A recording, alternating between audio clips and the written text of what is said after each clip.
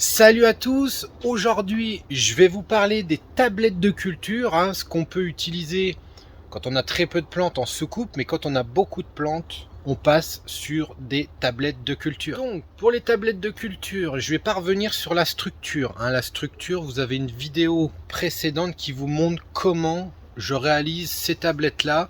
Donc c'est une petite tablette que j'ai fait sur l'autre vidéo, mais là ici on peut faire la même chose à grande échelle. Donc c'est des pieds avec des rails à placo en dessous, pour maintenir tout ça. Nous avons des lambris PVC. Enfin, vous pouvez retrouver tout dans la vidéo qui vous montre la réalisation d'une tablette.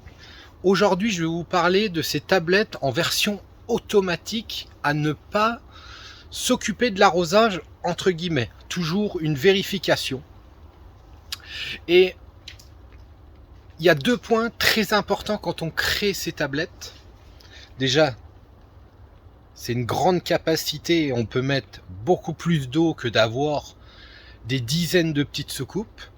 Et le nouveau point que maintenant j'améliore depuis l'année dernière, on va dire, c'est les rendre automatiques au niveau de l'arrosage.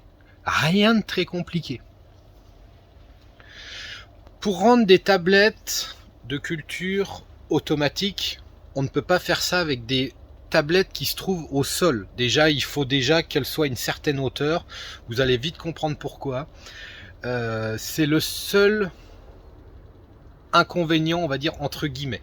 Si vous avez des tablettes au sol, il va falloir trouver une autre solution pour les rendre automatiques. Et c'est pas franchement évident parce que là, on va parler, pour les rendre automatiques, il faut que la réserve d'eau soit toujours en dessous de votre tablette. Donc là, c'est des grandes tablettes, c'est comme je vous disais, vous achetez des soucoupes de 1 mètre par 1 mètre, par exemple les gros plateaux. On peut le faire aussi, même avec des petites caisses, les petites caisses qui s'utilisent aussi, c'est des petites caisses de 60 par 40. On peut tout faire du moment que les tablettes sont surélevées et que les réserves d'eau sont surélevées. Donc, pour rendre automatique à l'arrosage, le point numéro 2 qui est très important aussi, c'est que quand vous partez plusieurs jours, vous savez que votre tablette sera en arrosage, ce qui est complètement différent quand vous les arrosez de façon manuelle. Donc vous partez quelques jours en vacances où vous n'êtes pas là tous les jours sur place, vous savez que les tablettes se remplissent automatiquement. Et ça, c'est un point très important. Le point très important quand on fait quelque chose d'automatique, il ne faut pas le mettre sur la version automatique, on va dire, 2 heures avant de partir. Faut bien le laisser tourner, voir si tout marche correctement. Moi, du coup que c'est automatique, je ne m'en occupe plus, entre guillemets, mais au moins, quand ça tourne, ça tourne. Si jamais il y avait une petite panne ou un petit problème, ce serait vraiment dommage que ça tombe le jour où vous partez. Donc, pour vous faire simple, je vais vous montrer après en détail. Voilà ce que j'utilise pour les rendre automatiques. Donc, c'est des petits embouts de trop-plein qu'on appelle ça. À la base, c'est vendu dans les jardineries pour relier des cuves entre elles. On en met un dans chaque cuve en face et on a un tuyau droit, ce qui fait que les deux cuves sont reliées ensemble, ce qui fait que quand il y en a une qui arrive au trop plein, elle va remplir l'autre, et ainsi de suite si on en met plusieurs en série. Donc moi, je ne prends plus les choses de jardinerie, je prends ces embouts là. C'est des embouts qui se vendent sur les sites chinois de AliExpress ou Wish. Je n'ai pas choisi cette option là pour le tarif, c'est juste la forme du trop-plein. Parce que quand vous achetez des trop-pleins en jardinerie, bien souvent, on a juste la partie qui ressort, qui est droite. Donc qui est droite, qui est vraiment prévue pour relier les citernes entre eux. Eux, sur leur site, on arrive à les trouver en équerre 90, ce qui fait que c'est plus adapté et c'est plus facile à mettre en place au niveau de nos tablettes de culture. Donc, une petite chose comme ça, je connais plus trop les tarifs, ça coûte 1 € et quelques. 1 € et quelques. Donc vous voyez bien le trop plein, ce qui fait que quand vous le dévissez, vous avez... Donc on peut enlever le coude. On peut enlever le coude et on dévisse ces deux parties-là. Ce qui fait que vous percez votre tablette sur les montants, hein, sur les montants, je parle sur la hauteur de votre tablette. Je vais vous montrer tout en détail après, mais vous voyez, ça c'est le trop-plein. Donc on perce de la taille de ce diamètre-là, on insère sur le bord de la tablette à l'intérieur, le joint toujours à l'intérieur au contact de l'eau, hein, il faut que ce soit l'intérieur qui soit rendu étanche, et vous arrivez de l'autre côté, donc là, vous revissez ces deux appareils ensemble, ce qui fait que, on va y arriver, donc vous revissez ces deux pièces ensemble et vous allez obtenir ça, ce qui fait que votre tablette sera, vous voyez ici, hein, votre, si vous utilisez des lamelles PVC, ce sera ici, et on resserre de plus en plus, toujours avec le joint à l'intérieur où c'est qu'il y a l'eau, et on écrase les deux parties pour que ce soit le plus serré possible, pour que ce soit le plus étanche possible. Et une fois que ça est en place, vous remettez le coude, hein, rien de très sorcier, vous remettez le coude, et après vous mettez des tuyaux pour faire partir votre surplus de tablette dans votre réserve d'eau. Ce qu'il faut savoir avec ces choses-là, c'est qu'il faut toujours se mettre de côté opposé où le bac va se remplir. Comme ça, ça vous fait une circulation d'eau pour essayer de créer un mouvement d'eau pour que le maximum de petites particules qui sont dans les tablettes puissent repartir et repartir dans la réserve si il y a besoin d'avoir une petite filtration. Ça, c'est bien la pièce pour évacuer l'eau de vos tablettes. Donc pour remplir les tablettes, bah, tout simplement, nous mettrons une pompe. Donc, en général, quand on met des pompes, assurez-vous, pour les pompes, il faut une pompe avec un relevage suffisant par rapport à la tablette. Moi, je sais que c'est des pieds, toutes mes tablettes font 80 cm de haut. Je vais toujours prendre une pompe, je vais regarder le graphique de la pompe, je vais regarder le relevage à 1 mètre, combien il extrait d'eau à l'heure. Donc en général, quand on regarde ces choses-là, il faut être cohérent. Le débit à l'heure doit être supérieur à votre tablette. Il me semble qu'il faut même calculer 3 fois le volume d'eau de la tablette à l'heure. Donc si vous avez une tablette qui a la possibilité d'être chargée de 1000 litres d'eau, théoriquement, vous devrez prendre une pompe qui recrache en relevage à 1 mètre de haut 3000 litres à l'heure. Voilà, c'est vraiment les points importants parce que les pompes, on sait jamais laquelle prendre. Faites très attention, n'achetez pas des trucs bas de gamme qui n'ont théoriquement pas de force au niveau du relevage, et les bas de gamme ne sont pas forcément équipés d'un bon filtre mousse à l'intérieur, ce qui fait que la pompe s'épuise très rapidement. Donc on va s'avancer vers le système automatique, que je vous montre plus en détail comment ça se passe et que vous compreniez bien le fonctionnement. Donc voilà le fonctionnement de cette tablette. Donc déjà en dessous nous avons un bidon de 200 litres. Le problème c'est que j'ai pas pu, on va dire, mettre quelque chose de plus gros, ou alors ça aurait été vraiment un système, on va dire entre guillemets bassin en dessous, ouvert. Bon, c'est pas la solution que j'ai choisie. J'avais un bidon, alors je crois que c'est des bidons de 200 ou 250 litres, directement en dessous. Donc, pour le fonctionnement, vous avez la pompe, une pompe à bassin à l'intérieur. Moi j'utilise toujours de la pompe à bassin, parce que les pompes à bassin sont bien prévues à cet effet-là, si on prend, comme je vous disais, des bien réfléchis au niveau des graphiques, au niveau de la vente qui est sur l'emballage. Mais les pompes à bassin, c'est des choses qui consomment quasiment, je dis pas rien en énergie, mais si vous prenez par exemple une pompe style surpresseur ou une pompe à puits, c'est des consommations électriques hyper puissantes, hein, qui se basent sur des fois sur du 1000 watts. 1000 watts, là, pour la même chose, juste un petit système, on n'a pas besoin d'évacuer 20 000 litres à l'heure, juste un petit système pour remonter un petit peu d'eau. Là, on est sur une base d'une pompe qui doit être aux 30 watts. Hein. Donc la pompe est à l'intérieur du bidon. Le bidon, je l'ai enterré pour pouvoir le descendre le plus possible. Hein. Le bidon fait beaucoup plus que 80 cm. Je ne sais plus vraiment sa hauteur. Toujours prévoir une hauteur dessus pour pouvoir vérifier toujours qu'il y ait de l'eau à l'intérieur.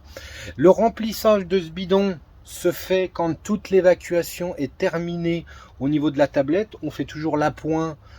Moi je fais des fois l'appoint le matin ou le soir, hein, quand la pompe ne tourne plus, parce que pour l'instant elle est programmée, pour l'instant il fait pas forcément chaud en ce moment, donc là elle est sur le thermostat du terrarium à côté qui se met avec il y a la prise thermostat et normalement on peut mettre une prise aussi pour refroidir si on a un autre appareil.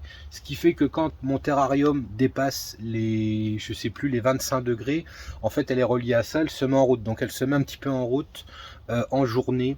Quand on a du soleil, voilà, elle va tourner de 10 heures à, je sais pas, peut-être 15 heures, peut-être pas plus que ça. Mais par la suite, je compte remettre sur minuterie. Donc pour faire une minuterie, voilà, même si on cherche à avoir notre tablette toujours bien trempée, moi je pense que la faire tourner simplement, mettre la minuterie 1 heure par jour, ça suffira largement. Moi ce que je cherche, c'est vraiment avoir une tablette qui soit toujours au maximum de sa capacité d'eau, et comme ça constamment tous les jours, hein, qu'il n'y ait plus d'évaporation, que le niveau arrête de jouer avec les arrosages manuels, hein, que les pots se retrouvent des fois avec les tablettes vides, alors on se dépêche de remplir les tablettes, voilà. Là au moins, maintenant ma tablette est saturée en eau.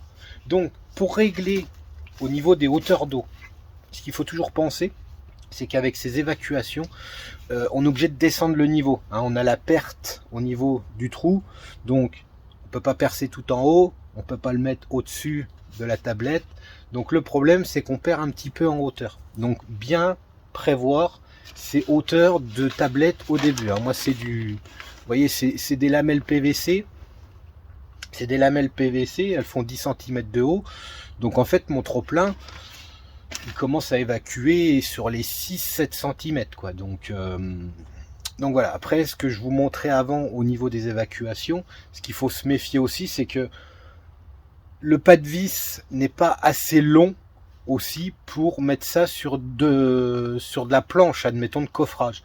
Hein, ça se limite, il me semble, à un écartement de 3 cm max, hein, quand elle est vraiment au max, au moment de serrer, je crois qu'on peut aller que jusque 3 cm, il me semble, alors que les planches sont beaucoup plus épaisses que ça. Elles sont à peine plus, mais on peut pas s'en servir. Donc il faut trouver une solution.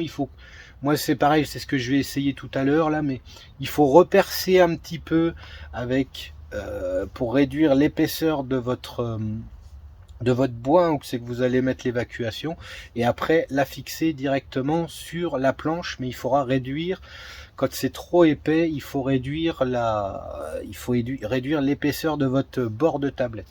Donc je sais pas, voilà, donc là vous voyez bien, vous avez l'évacuation qui se trouve ici. Donc l'évacuation, hein, il y a le trou de l'autre côté, comme je vous disais, que les trop plein, ce qui fait que l'eau redescend dans le bidon, hein, et la pompe est ici, à l'intérieur, elle ressort, et elle ressort avec ce tuyau noir, tout simplement, et dessus, vous voyez, j'ai mis une petite vanette. Alors pourquoi j'ai mis une petite vanette? Au début, je vais pas dire que je me suis fait avoir, mais quand j'ai mis la pompe et le trop-plein, le problème c'est que la pompe avait plus de débit que le trop-plein en gravité. Donc c'est pour ça, là, tout est ici pour l'instant parce que j'avais installé ça là, mais peut-être que là, la sortie d'eau, je vais peut-être refixer, parce qu'on peut revisser des bouts de... Vous voyez, j'ai mis même un T au bout pour casser un peu la la sortie d'eau, hein, que ça fasse pas jet d'eau, mais on peut rallonger le tuyau et après je peux emmener mon entrée d'eau où je veux dans le bac. Le problème, c'est que quand l'eau va se remplir avec les pompes à bassin, il y a plus de débit que ces sorties d'eau en gravité. Hein, ça marche en gravité pour descendre. On ne peut pas jongler les deux. On peut pas se dire, ah bah dans ma tablette, je vais mettre une pompe pour ramener l'eau quelque part si jamais je peux pas mettre en dessous.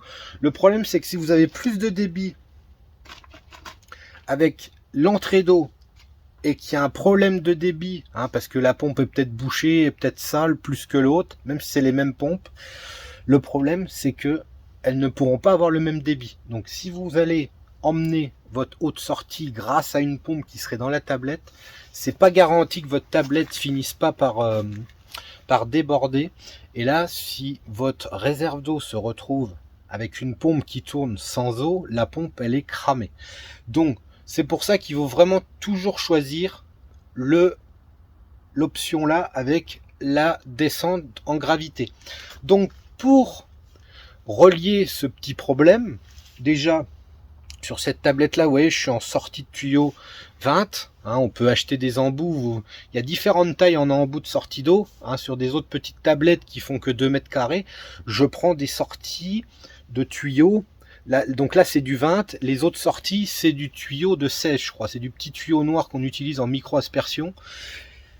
Mais je suis parti sur du 20 parce que je me suis dit il faut du débit qui sort, et même avec la vanette à peine ouverte, c'est vraiment la limite. Hein. Je peux même pas l'ouvrir de moitié, sinon le bac se remplit plus vite qu'il ne se vide. Donc la seule solution, et je pense qu'il faut le faire, parce que j'ai d'autres tablettes qui tournent comme ça et j'ai le même problème si je mets la sortie de pompe à fond. Le problème, il faut le régler avec plusieurs sorties. Donc là, cette tablette là, je pense que je vais en remettre une de l'autre côté et pense que je vais en remettre une dans le milieu. Ce qui fait que cette tablette là va se retrouver avec 3 sorties par sécurité et on sera tranquille, on pourra mettre la pompe à fond. Pourquoi on met la pompe à fond? La pompe à fond, au moins, va vous permettre de brasser beaucoup plus vos soucoupes, pour brasser beaucoup plus de mouvements, pour évacuer au maximum vos saletés. Hein, donc déjà, c'est un point important. Et ce qui peut être bien aussi, c'est quand on a plusieurs sorties d'eau, c'est que si jamais vous en avez qu'une, qu'elle se bouche, votre tablette va déborder. Un bidon de 200 litres comme ça, en une demi-heure, il est vide. Hein. Si jamais il n'y a pas de retour d'eau, il est vide. Donc, il faut toujours se méfier. Il y a très peu de temps, j'ai retrouvé, pareil sur le site, j'aurais dû les prendre avec moi pour vous montrer, j'ai trouvé des filtres. Donc, nous avons des filtres aussi maintenant qui se vissent à l'intérieur. Donc voilà, j'espère que ça va bien vous aider, que vous pourrez au moins partir plusieurs jours tranquille avec au moins quelque chose qui tourne, que toujours se dire je vais demander à qui, je vais demander au voisin, et puis ici et puis ça, et puis quand je reviens de vacances, bah le voisin oui, il est venu que le mercredi dans la semaine quoi. Donc au moins vous partez beaucoup plus serein avec un système comme ça. Comme je vous dis, moi j'avais fait ça, j'ai des Darlingtonia là-bas qui sont dans une soucoupe de 1 mètre par 50 cm de large. Donc c'est tout à fait réalisable de faire ça sur des petites choses aussi. Sur ce, si vous avez la moindre question, n'hésitez pas à me contacter sur des installations spécifiques. Si vous voulez des renseignements des fois sur des installations de serre, des installations d'équipement de serre, n'hésitez pas, posez-moi la question, il n'y a pas de souci, je vous répondrai. Hein, des fois on reste focalisé sur les plantes, mais il y a peut-être des questions qui se posent énormément là-dessus. Sur ce, je vous dis à la prochaine et portez-vous bien.